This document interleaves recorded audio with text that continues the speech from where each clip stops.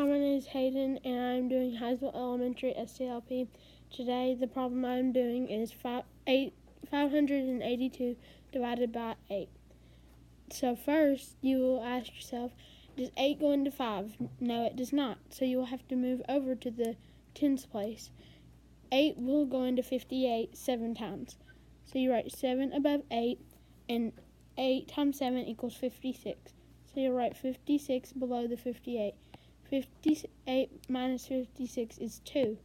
After that, you need another number to divide by, so you drop down your 2. 8 can go into 22 2 times. And so 8 times 2 equals 16. 22 minus 16 equals 6.